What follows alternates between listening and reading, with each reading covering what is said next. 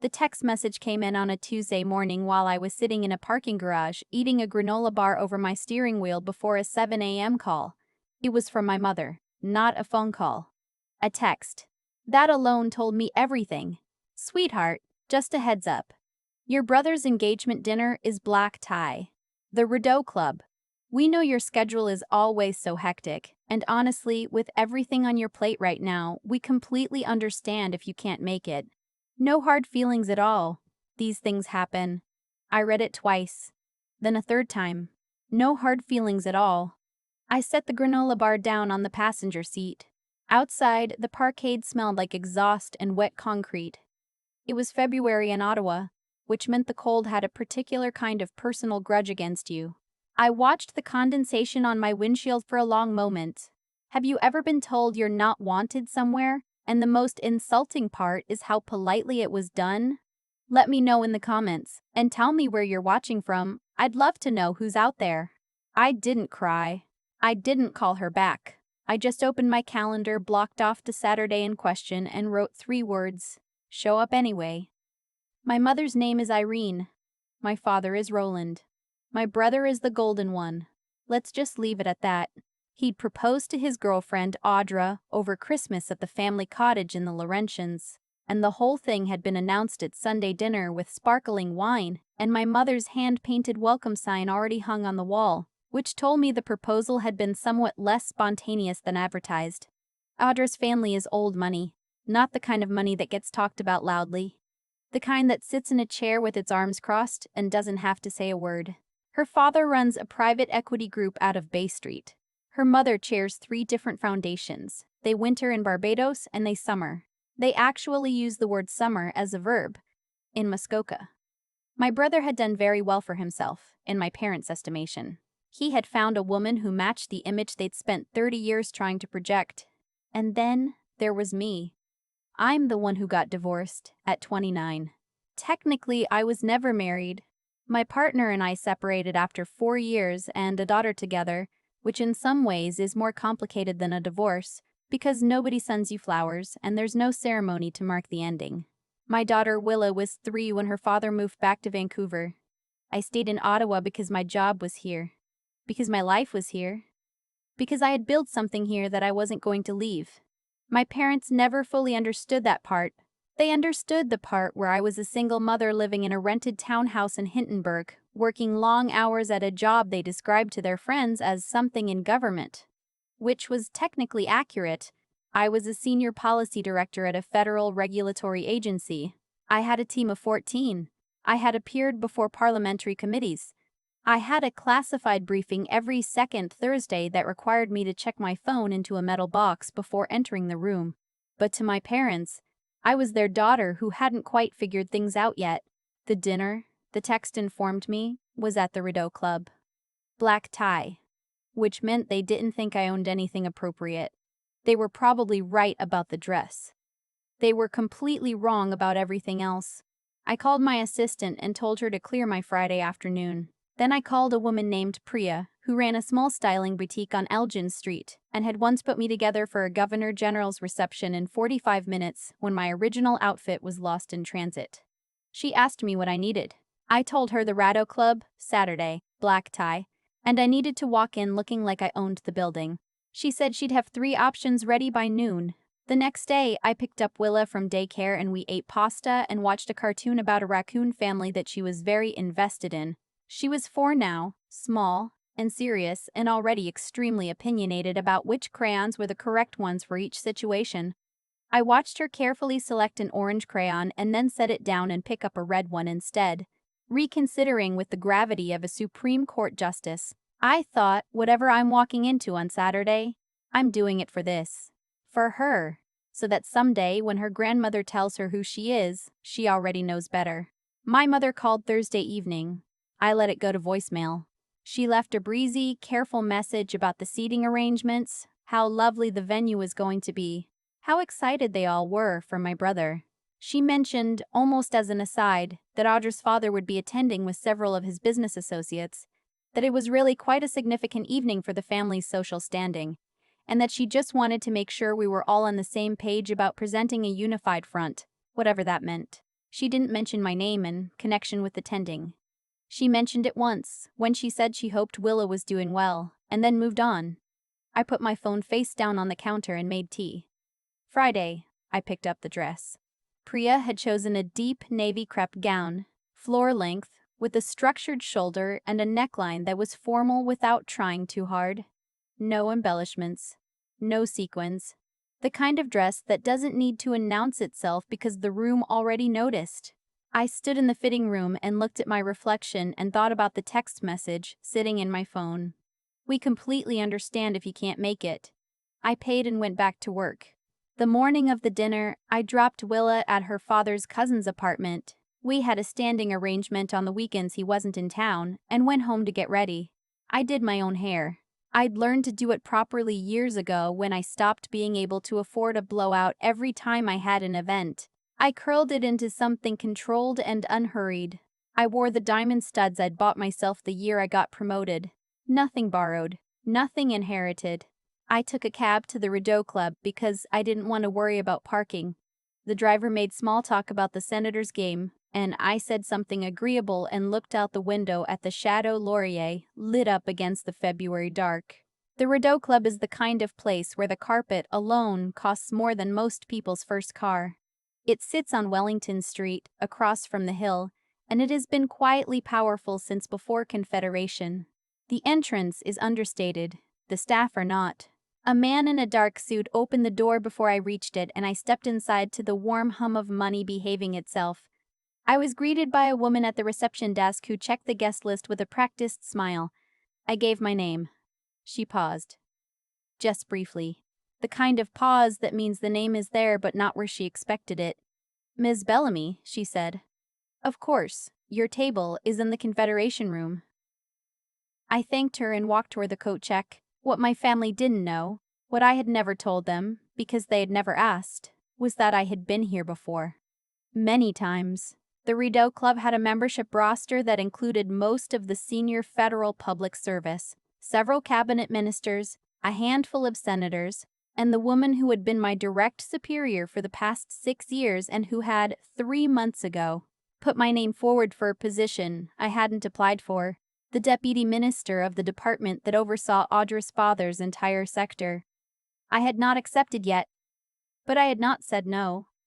As I walked into the main reception area, I scanned the room. My brother was near the bar with Audra, both of them luminous in the particular way of people who have recently gotten engaged and are still performing it for an audience. My mother was talking to a woman I didn't recognize, gesturing in that bright, brittle way she had when she was trying to impress someone. My father was standing with a group of older men, doing what he did at every event, which was laugh a half second after everyone else, to disguise the fact that he hadn't quite followed the joke. And then my mother turned. She saw me from across the room. Her face did a thing I had only seen once before, at my grandmother's funeral, when she found out the house had been left differently than expected.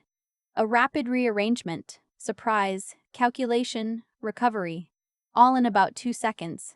She crossed the room in my direction and I waited. Evelyn, sweetheart. She'd almost used my name as a question. You came. Of course, I said. It's my brother's dinner. Yes, but I thought with Willa and the drive and everything. Willa's with family, I said. And I live 12 minutes from here. She laughed, too high. Of course, of course. That's a beautiful dress. Thank you. Priya on Elgin. You should get her number. My mother's smile stayed fixed while she processed that. Before she could say anything else, I heard my name from across the room. Not hers to give, someone else's entirely. Kate. I turned.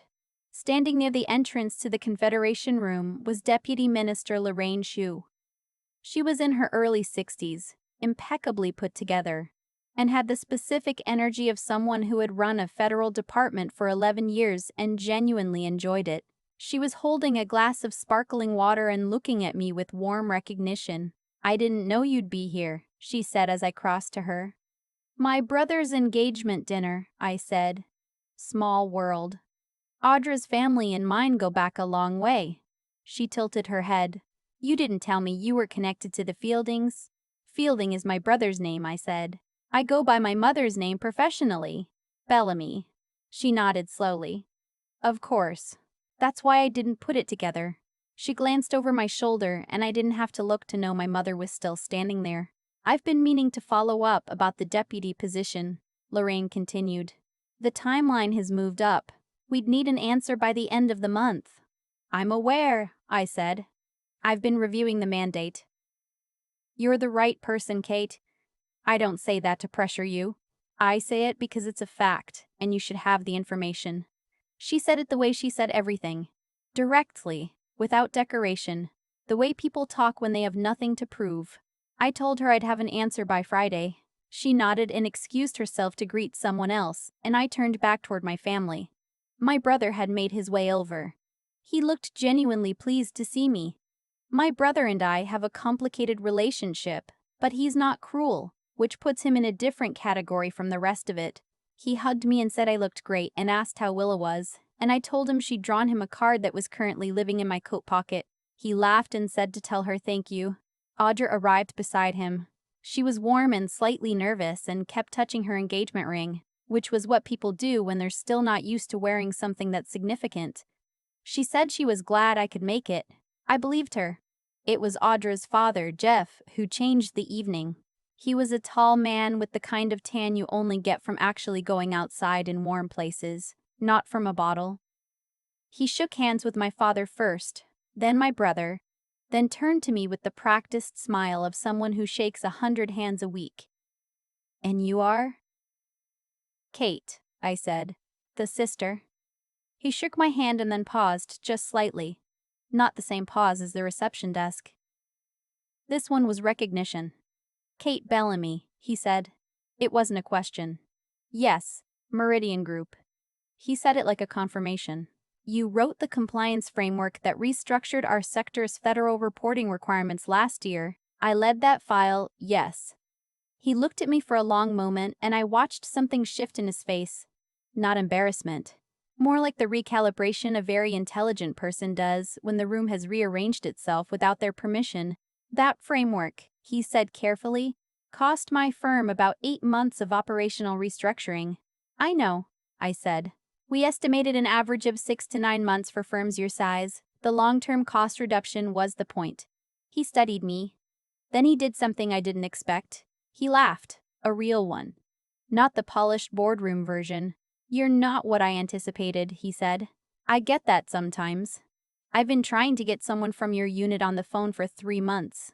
You should have asked Audra to make an introduction, I said. He glanced at his daughter, then back at me, and shook his head slowly with the particular expression of a man who has just realized he dramatically underestimated a situation. I suppose I should have.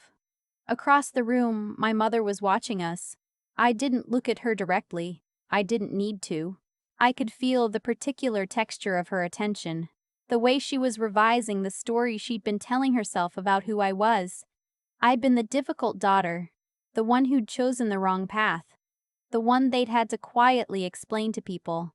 She's managing, she's doing okay, you know how it is. And now she was watching Audra's father, the man whose family name was the entire point of this evening, lean toward me with his business card extended. I'd appreciate 15 minutes next week, he said. If you're open to it. I'll have my assistant reach out, I said, and tucked the card into my evening bag. My mother appeared at my elbow approximately 4 seconds later. Kate. Her voice had changed. It had lost the bright, brittle quality and gone somewhere softer and more careful. I didn't realize you knew Jeff. I didn't, I said, until tonight. She looked at me. Really looked at me, maybe for the first time in years. And I saw something complicated moving behind her eyes. Not guilt exactly.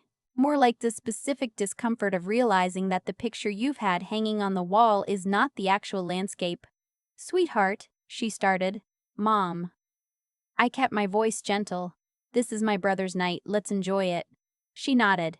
She didn't know what else to do with her hands. Dinner was served at round tables set with linen and silver and candles in low holders that caught the light in that deliberately understated way. I was seated between one of my father's old golf friends, who was perfectly pleasant, and a woman named Sylvie who worked in cultural policy and had, it turned out, Read a paper I'd co-authored 3 years ago and wanted to talk about it at some length. I let her. It was a good paper. My brother gave a speech that was funny and genuine and made Audra cry in a good way. My father raised his glass and said something about family being everything, which landed differently depending on which part of the table you were sitting at. GF, I noticed, spent most of the dinner at the opposite end of the table from me. But before dessert, he leaned over to my brother and said something that made my brother look across the room at me with an expression I hadn't seen from him in a very long time. Respect. Genuine, unperformed respect. My mother caught that look too. I watched her watch it, and I watched her understand something that I had been quietly understanding alone for years. After dinner, during the drift toward coats and conversation, my father found me by the window. The view was Parliament Hill, lit and solid against the winter dark. He stood beside me and we both looked at it for a moment. Jeff said you wrote the regulatory framework that restructured his entire fund's reporting structure, my father said. He was trying to make it sound casual and not quite managing it. That's roughly accurate, I said. He was quiet for a moment. You've never talked about your work. You've never asked. Another silence. Outside, the Peace Tower was lit at its tip. I think, my father said slowly, that your mother and I may have had a fixed idea of what your life looked like. I know, I said. We didn't mean, Dad. I turned to look at him. He looked older than I remembered, somehow, which is always startling when it happens. I know you didn't mean it as malice. I just needed you to stop being certain about something you'd decided without asking me. He nodded. He looked like a man doing a very slow calculation with several numbers he hadn't known were in the equation. I took my coat from the check. I said goodnight to my brother and hugged Audra and told her I was glad to be there and that I meant it. I shook Jeff's hand again in the lobby, and he said he'd look for the email from my assistant. The cab back to Hindenburg smelled like pine air freshener and quiet. The streets were mostly empty in that particular Ottawa way, where the cold keeps everyone inside and the city looks like a photograph of itself. I texted Willa's cousin to say I was on my way, and she sent back a photo of Willa asleep on the couch with a stuffed rabbit tucked under her chin, her hair fanned out across the cushion, entirely unbothered by the evening I'd just survived. I looked at it for a long time. My mother called the next morning. I answered this time. She said she hoped I'd had a good evening. I said I had. She said Jeff had mentioned me to her in the lobby, that he'd called me remarkably accomplished, which she said with a particular catch in her voice that she covered quickly. She said she just wanted me to know that they were proud of me. I held the phone and looked out my kitchen window at the backyard, at the bird feeder I'd put up last spring because Willa wanted to watch the chickadees. Mom, I said, I've been accomplishing things for years.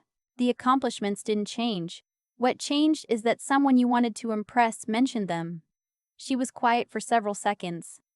You're right, she said finally, in the small voice she used when she was genuinely uncomfortably sincere. That's not fair. No, I said. It isn't. We stayed on the line a moment longer, and then I told her I had to get Willa's breakfast started, and she said of course, and we said goodbye with the slightly raw, slightly careful tone of people who have said something true to each other for what might be the first time in a very long time. I didn't accept the deputy minister position that Friday. I asked for 2 more weeks to review the transition timeline, and Lorraine said that was completely reasonable. Willa and I spent that Saturday at the Rideau Canal. The outdoor skating season had started, and she was at the age where she was just figuring out how blades worked and found the whole thing mildly outrageous. I held her hands and walked backwards on my skates while she lurched forward in her purple helmet, deeply offended by the concept of falling. Again, she said. Every time she went down. Again, I agreed. Every time I pulled her up. The canal stretched out ahead of us, and the sky over the city was that particular winter blue that only comes in places where it actually gets cold enough to matter. Families skated past, a man with a thermos, 2 teenagers racing each other, the world entirely indifferent to the previous weekend, to the Rideau Club, to my mother's revised estimation of who I was. I had never needed her to see me. I just needed room to be seen. And on the ice with Willa, falling and getting up and falling again, the city wide open around us, I understood that I'd always had it. I'd just been too busy building it to notice.